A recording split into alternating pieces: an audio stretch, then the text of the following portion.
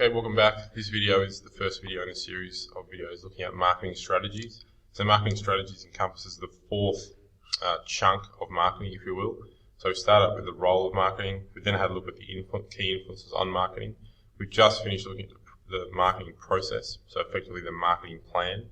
And now this chunk will get into a lot more detail in relation to strategies. So looking in more detail into, for example, product strategies, price strategies, place strategies, promotion strategies, and also looking at things like good service differentiation and market segmentation. So this video will just be a bit of an introduction and starting out by looking at some of the market in relation to market segmentation, and also product service differentiation and positioning to the first key element of marketing strategies. I'm just going to skip over some of this stuff. We'll cover it in class.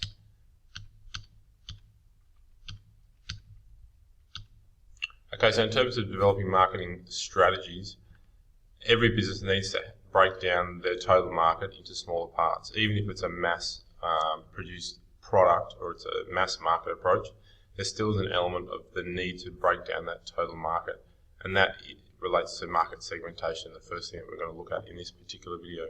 And the reason for segmenting the market, as it says on your screen there, is that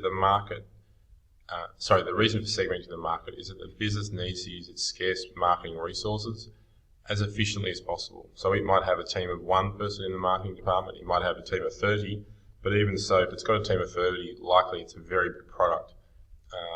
Like a Coca-Cola, for example, they probably have more than 30 people in marketing.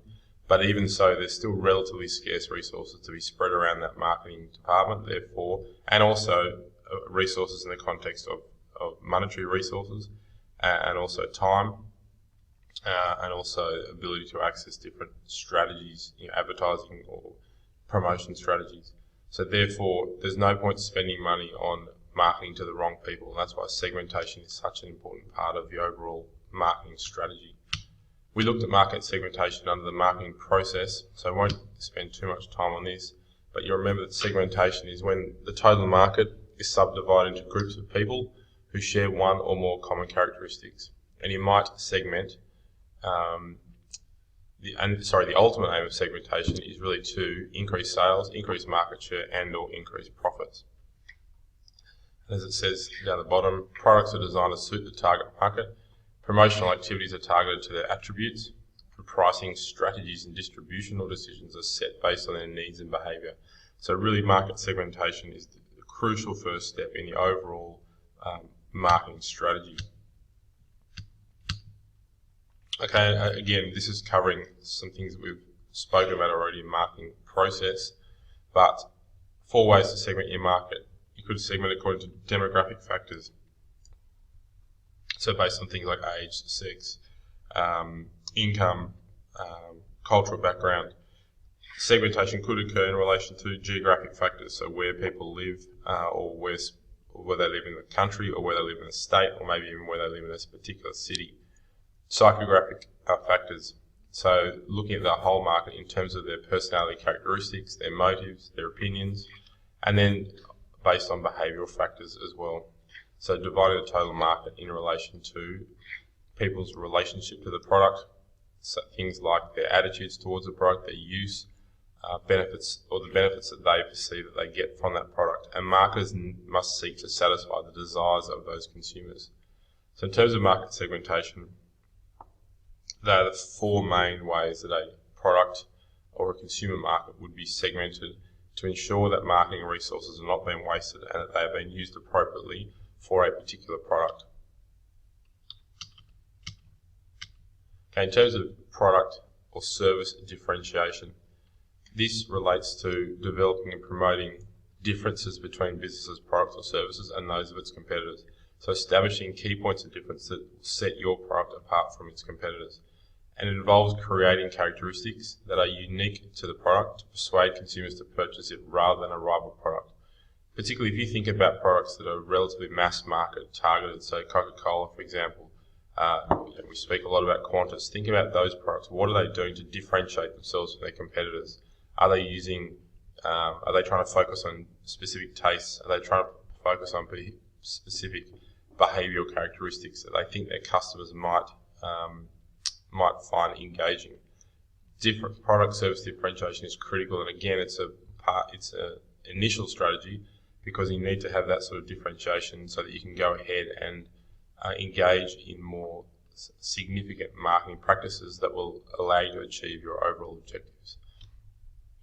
So some points of differentiation, I've already mentioned a few there, but you might use, for example, specific packaging, and we'll look at packaging later on in the topic, but think about Coca-Cola versus Pepsi packaging, for example. Labelling, the quality of the service, so particularly if it's a service-based product, what sort of service are you getting when you walk into the offices of your local GP, for example? Or what sort of service are you getting when you go to the counter of Jetstar versus the counter of Virgin versus the counter at Qantas when checking into a flight? Are they differentiating themselves via service? And I suggest that those airlines are focusing on that as a point of service differentiation to try to separate themselves from their competitors. Additionally, a point of difference could be value for money. Are they pushing a perception that their product is offering better value for money, and therefore that is a point of difference for that product? It could also be about its convenience, so how easy is it to access? And additionally, something that's becoming more and more common are environmental concerns. Is this product, Tesla, for example, pushing itself as a product that is different because of its green or environmental attributes? And also in the context of social and ethical issues, are they pushing themselves or marketing themselves as a product that is ethically very upstanding in society, and that is a point of difference for that particular product? In terms of product service positioning as opposed to differentiation, that relates to the technique in which marketers try to create an image or identity for a product compared with the image of their competing products. So it's not so much the things that have been done to differentiate, like brand or packaging. It's actually about the perception or the image that the marketers are trying to create to position that product in a different light. So, for example, how customers perceive and recognize their company or product relative to others in the market based on key attributes such as price or quality. If you think about brand names like Rolex, like Ferrari, like the Reject Shop, you immediately have an image of that particular product's quality. The Reject Shop is at the lower end of the quality scale, whereas obviously Rolex, Ferrari, definitely at the very other end of the spectrum. And the business uses elements of the marketing mix to shape and maintain this image. So through potentially different advertising strategies, through different pricing strategies, undoubtedly. All those things are used to create a differentiation, but from the perspective of product positioning. Other ways that a product could be positioned differently are through, for example, by the benefit. The benefit can be used as a feature. For example, the Energizer batteries are positioned to never say die. So that's the benefit that they're saying that particular battery has, is that it's long life. It could be positioned by price or quality. It could be positioned by direct comparison, Ford versus Holden, Coke versus Pepsi. Or it could be positioned by usage, occasion, or users. For example, Threadboat promotes the area as a perfect getaway in summer, and by the usage of that particular resort, they're trying to position themselves in a different light. Okay, that's it in terms of product service differentiation. In the next video, we'll get onto products in terms of branding and packaging specifically.